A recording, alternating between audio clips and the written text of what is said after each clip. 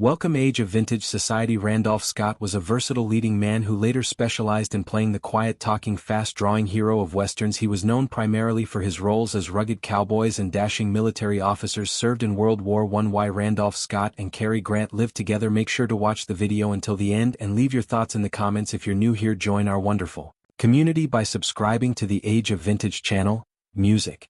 Handsome American leading man who developed into one of Hollywood's greatest and most popular Western stars. Randolph Scott was an American film actor whose career spanned from 1928 to 1962. As a leading man for all but the first 3 years of his cinematic career, Scott appeared in a variety of genres including social dramas, crime dramas, comedies, musicals, adventure tales, war films, and even a few horror and fantasy films. However, his most enduring image is that of the Tool in the Saddle Western hero. Out of his more than 100 film appearances, more than 60 were in westerns. Thus, of all the major stars whose name was associated with the western, Scott most closely identified with it. Tall, lanky, and handsome, Scott displayed an easygoing charm and courtly southern drawl in his early films that helped offset his limitations as an actor, where he was frequently found to be stiff or lumbering as he matured. However, Scott's acting improved while his features became burnished and leathery, turning him into the ideal strong silent type of stoic hero. Scott's more than 30 years as a motion picture actor resulted in his working with many acclaimed screen directors including Henry King, Ruben Mamoulian, Michael Curtis, John Cromwell, King Vidal, Alan Doan, Fritz Lang, and Sam Peckinpah.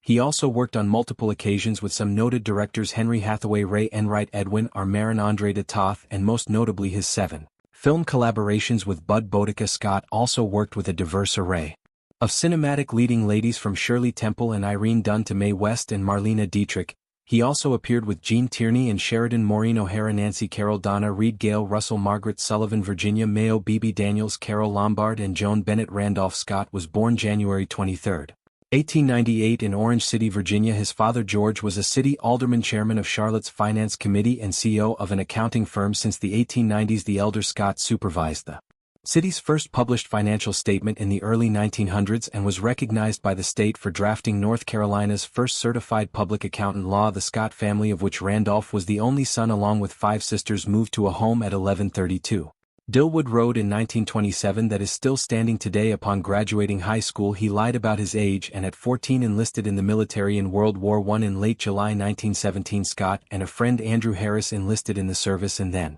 reported to Fort Caswell near Southport to join the Coast Artillery Corps of the North Carolina National Guard. They remained with the Coast Artillery until transferred to the 2nd Trench Mortar Battalion of the 19th Field Artillery in anticipation of overseas service in the spring of 1918.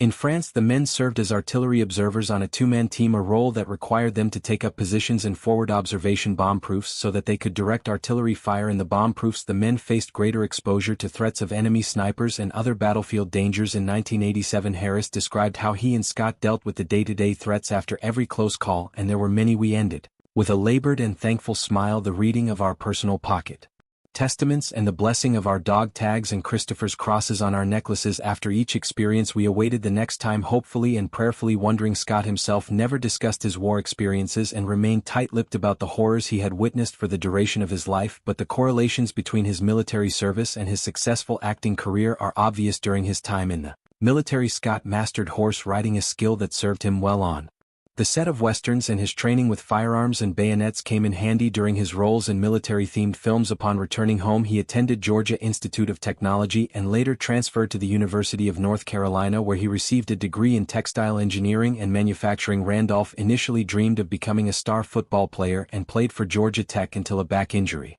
ended his athletic career. He returned to Charlotte to work in his father's firm, but found that the world of accounting didn't suit him. His father somehow became acquainted with producer Howard Hughes, and after Randolph showed an interest in acting, the elder Scott wrote a letter of introduction to Hughes that his son took with him when he left for Hollywood in 1928.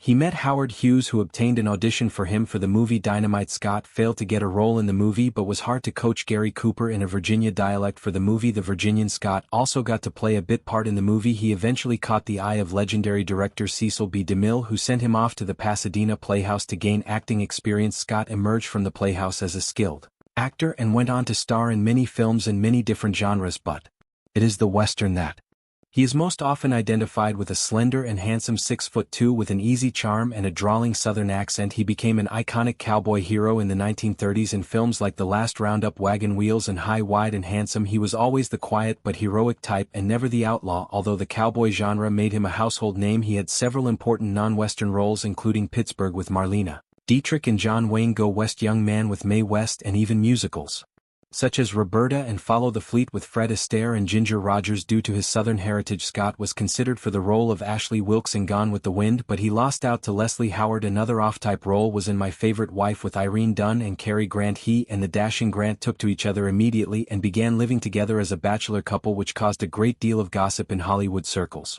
that the two were homosexual. One of the most handsome of leading men from the first golden era of Hollywood was Randolph Scott. Interesting that his very special pal Cary Grant and Scott were almost born on the same day. The tall Virginia stud, a veteran of World War I who saw battle in France when he was just 19 years old. Scott was 34 when he met a young actor. Press reports during their first 2 years described the actors' shared celebrity home and domestic life using phrases like Hollywood's favorite twosome and the happy couple. The innuendos provided some details about the actors' personal lives which thrilled fans, making the actors appear to be a couple of men sharing more than a home. They winkingly named their house Bachelor Hall. In 1934, the studio encouraged Grant to marry in order to kill the rumors that were swirling around the two young actors. The pair continued their domestic relationship even after Grant's studio arranged a marriage to Virginia Sherrill in early 1934.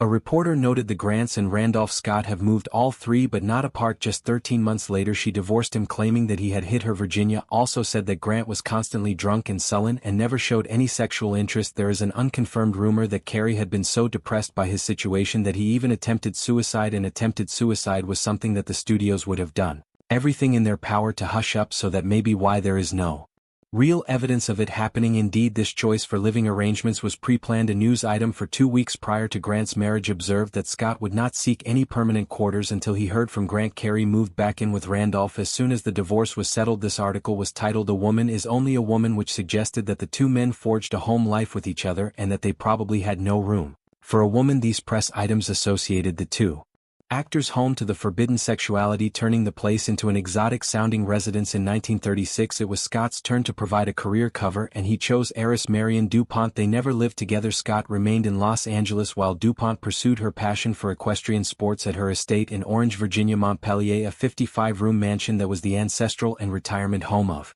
President James Madison. Strangely, Scott had served as best man at DuPont's first wedding in 1941.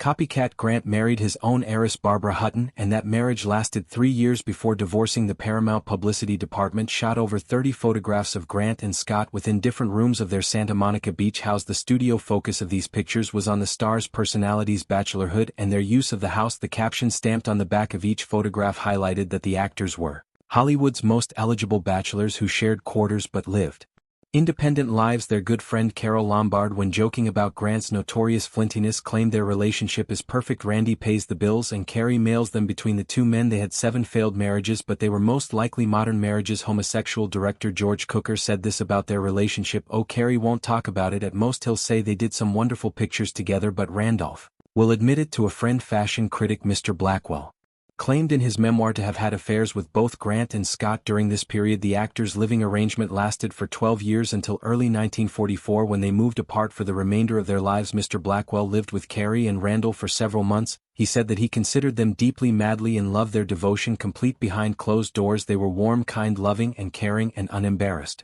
about showing it. Later they were no longer living together due to the pressure from the studio heads to marry and protect their image. They only made one movie together. Ironically, it was called My Favorite Wife. They must have still been lovers at the time, since the script supervisor Burt Granite for My Favorite Wife recalled Cary and Randolph's unusual behavior on set. "We shot the pool sequence at the Huntington Hotel in Pasadena. Cary and Randy Scott arrived as a pair, and to the total astonishment of myself, the director, and the ultra-macho crew, instead of taking separate suites, moved into the same room together. Everyone looked at everyone else. It seemed hardly believable whether anything was going on between them. Has been a source of great speculation, but there was never confirmation. The studio eventually pressured the two to end their arrangement, and Scott eventually married in 1944. He wed Patricia Stillman. The couple adopted 2 children and remained together until his death. War films occupied Scott in the 1940s. During World War II, while in the late 1940s he made several quickie westerns. It was in this decade that Scott formed his own production company, Renown, making it possible for him to determine the kind of pictures in